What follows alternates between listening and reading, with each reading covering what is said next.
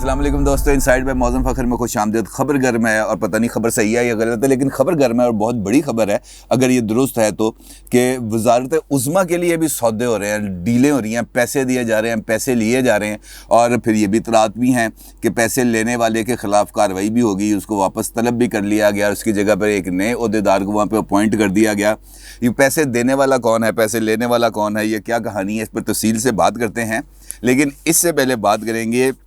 आज़ाद कश्मीर ही की, क्योंकि ये जो डील हुई है वो भी आज़ाद कश्मीर के ही वज़ारत उज़्मा के मनसब पर फायज़ होने के लिए थी। और अब इमरान खान साहब की आज़ाद कश्मीर के इलेक्शन यानी इंतखाबी मुहिम में एंट्री से पहले ही उनकी टीम के एक अहम खिलाड़ी और आज़ाद कश्मीर में इंतखाबी मुहिम के निगरान अली अमीन गंडापुर को देश निकाला मिल गया। उन्होंने कहा चुको अपना सामानते निकलो इथों, और इस बात का हुक्म दिया है ख़ुद आज़ाद कश्मीर के इलेक्शन कमीशन ने, और हदायत दी है चीफ सेक्रेटरी को कि जनाब इस बंदे को जो है ना आप आज़ाद कश्मीर की हदूद से अब बाहर छोड़ के आए। यानी इमरान खान की पार्टी शुरू होने से पहले ही ख़राब हो गई और ऐसा खड़ाग हो गया जिसका किसी को अंदाज़ा ही नहीं था। अगर अली अमीन गंडापुर पर भी इल्ज़ाम है कि उन्होंने कवायद की खिलाफ वर्जी की, लेकिन इसके अलावा एक और भी मामला है जो इलेक्शन कमीशन ने अपनी प्रेस रिलीज़ में तो उसका जिक्र नहीं किया, लेकिन वो जो जलसे जिसके अंदर उन्होंने आखिरी ख़िताब किया था फ़ारूक हैदर साहब के जो वज़ीर आज़म आज़ाद कश्मीर हैं उनके हलके में, तो वहाँ से जो इतलात आ रही हैं वो ये है कि उन्होंने उस जलसे के अंदर कुछ ऐसी बात कह दी थी जिसकी वजह से इलेक्शन कमीशन को कार्रवाई करनी पड़ी। लेकिन उन्होंने फिर भी जो अली अमीन गंडापुर है उनको थोड़ा सा लीवरेज दिया और वो जो वाक़या था वो अपनी प्रेस रिलीज़ में कोट नहीं किया। इसके पर भी आपके साथ बात करूंगा, लेकिन उससे पहले एक और मामला कि आसफ़ा भुट्टो ज़रदारी साहिबा ने भी आज आज़ाद कश्मीर के अंदर कदम रंजा फरमा दिया और बिलावल की अदम मौजूदगी में उन्होंने अपनी इंतखाबी कैंपेन का आगाज़ किया। और ये उनकी दूसरी पॉलिटिकल एंट्री है। पहली तो पॉलिटिकल एंट्री की थी उन्होंने मुल्तान में जब पीडीएम का जलसा था, और उस जलसे के अंदर उन्होंने मुख्तसर ख़िताब किया था, लेकिन बहुत ज़्यादा मीडिया की कवरेज हासिल की थी। और अब उन्होंने आज़ाद कश्मीर के अंदर अपनी एंट्री डाली है। और ये भी आपके लिए बड़ी दिलचस्पी का बाइस होगी कि बिलावल साहब ने भी अपनी जो बाज़ाब्ता पहली इंतखाबी मुहिम चलाई थी वो 2016 में आज़ाद कश्मीर के इंतखाबात से ही चलाई थी, और उसके बाद वो मुसलसल जो पॉलिटिकल सिनेरियो है उसके अंदर आ गए। और उसके बाद उन्होंने फिर मुख्तलिफ अपनी जो सियासी इनिंग्स हैं, फिर नेशनल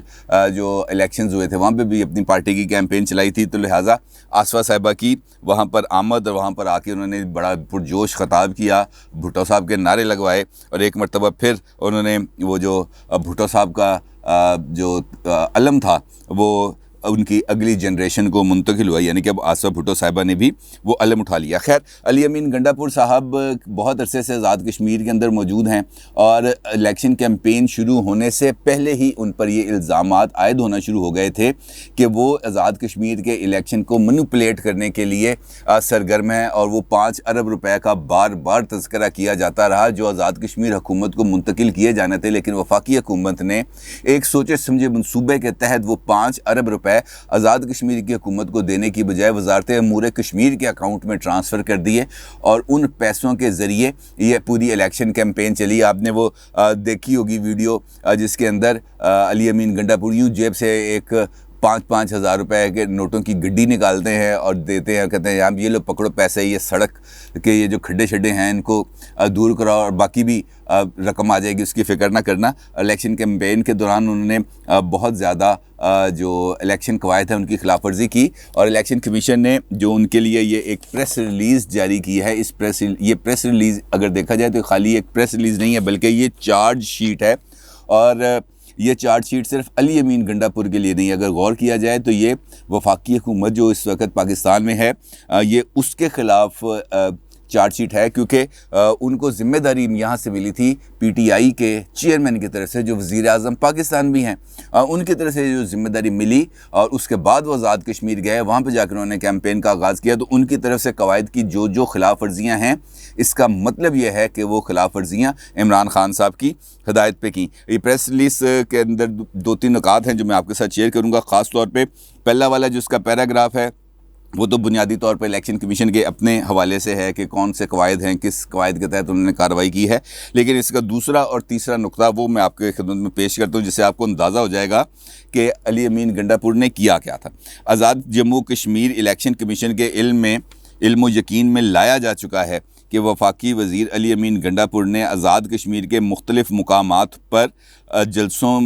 में सियासी तकारीर में नाशाइस्ता कलमात की अदायगी के अलावा बिलखसूस हुकूमत पाकिस्तान के सरकारी वसाइल का तासुर देते हुए अरबों रुपए के तरक्याती पैकेज के ऐलानात करने के साथ साथ धीरकोट और गुज़िश्ता रोज़ हटियाँ बाला के मुकाम पर मुनक़्क़दा जलसा में उम्मीदवारान की सवाबदीद पर 100 किलोमीटर सड़क के मनसूबा जात का ऐलान करते हुए ज़ाब्ता अखलाक की वाज़ेह गैर मुबहम और वाजिब तमील शिकों की खिलाफ वर्जी की। हालांकि कबल अज़ीम वफाकी वज़ीर और MNA के ख़िलाफ़ डडियाल के मुकाम पर ज़ाब्ता अखलाक की खिलाफ वर्जी के ज़िम्न में उनके ख़िलाफ़ FIR दर्ज करने के अहकामात सादर करने के अलावा इलेक्शन कमीशन ऑफ पाकिस्तान को आज़ाद कश्मीर में नाफिजुल अमल इंतखाबी कवानीन की खिलाफ वर्जियों के इर्तकाब के तनाजुर में पाकिस्तान के मुतल्लका नाफिजुल अमल कवानीन के तहत फाजिल मेंबर कौमी असम्बली के ख़िलाफ़ कानूनी कार्रवाई की तहरीक भी की जा चुकी है। और इस खिलाफ वर्जियों के इल्ज़ाम में जो उन्होंने की हैं अली अमीन गंडापुर साहब ने, उनको काबिल मुआख़ज़ा करार देते हुए उनको ये कहा गया कि जनाब आप आज़ाद कश्मीर की हदूद से निकल जाएं, क्योंकि आपकी तरफ से जो भी इक़दामात किए जा रहे हैं उससे इंसानी जानों के ज़िया का ख़तरा पैदा हो रहा है। लिहाजा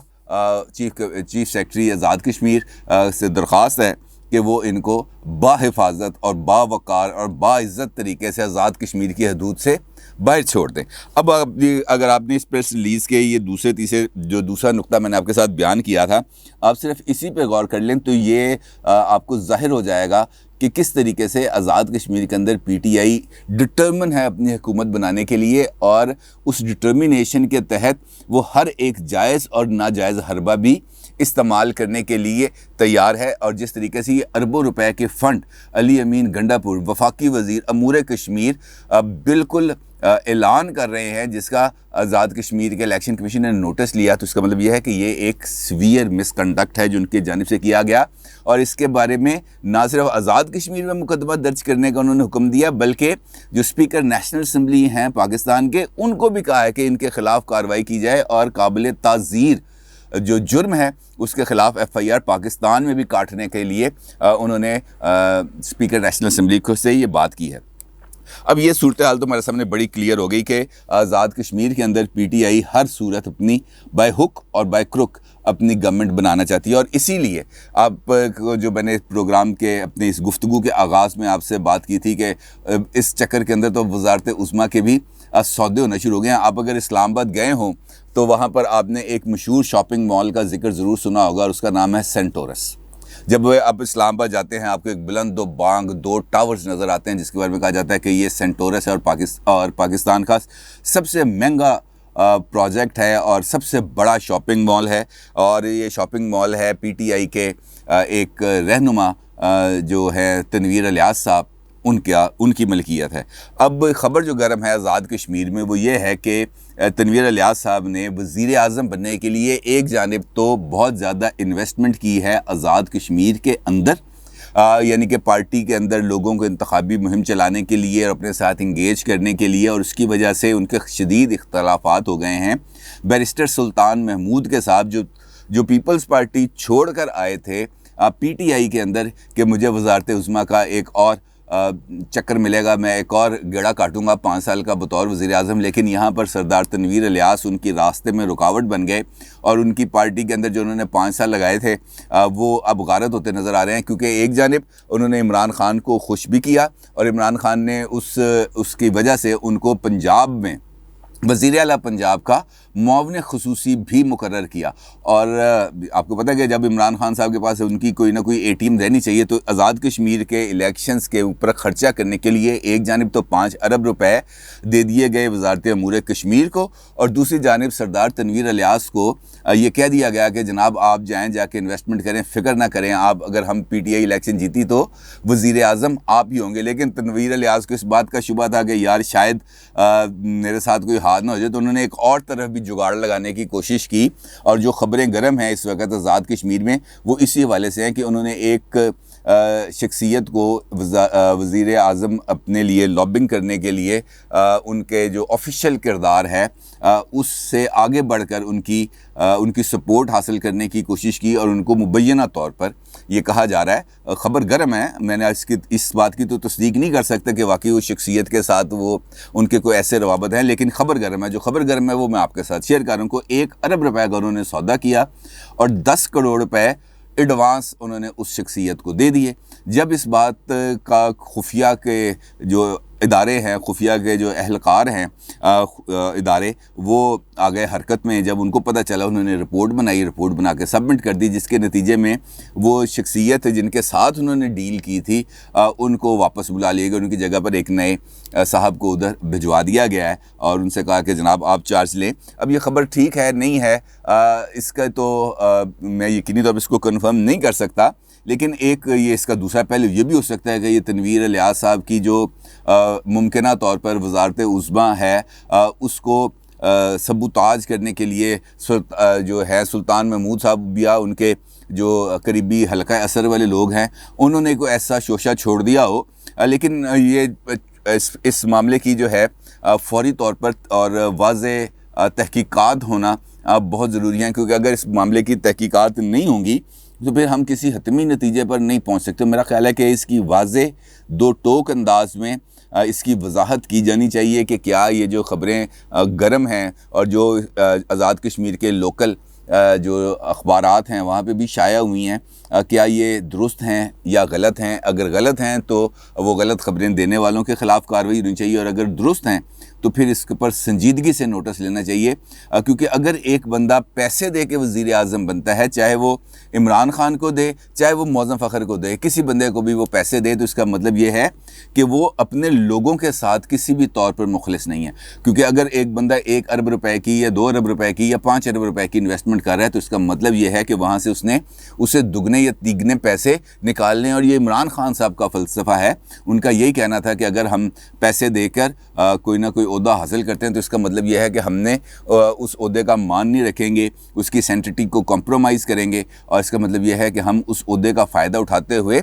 पैसे बनाएंगे। और ये तो एक बड़ी ग्रॉस जिसे हम कह सकते हैं वायलेशन है, मिसकंडक्ट है। इसका इलेक्शन कमीशन आज़ाद कश्मीर उसको भी नोटिस लेना चाहिए, हमारे इदारों को भी नोटिस लेना चाहिए, और ख़ुद वज़ीर आज़म इमरान खान को भी इस बात का नोटिस लेना चाहिए, और उन्हें इस बात की सरदार तनवीर इलियास वाला जो मामला है इसके ऊपर एक इंक्वायरी करनी चाहिए, और जो भी इसके ज़िम्मेदार हैं उनके ख़िलाफ़ सख्त कार्रवाई करनी चाहिए। इलेक्शन 25 जुलाई के होंगे, लेकिन माहौल अभी से गर्म हो गया। अपनी राय का ज़रूर इज़हार कीजिएगा। आपका बहुत शुक्रिया। अल्लाह हाफ़िज़।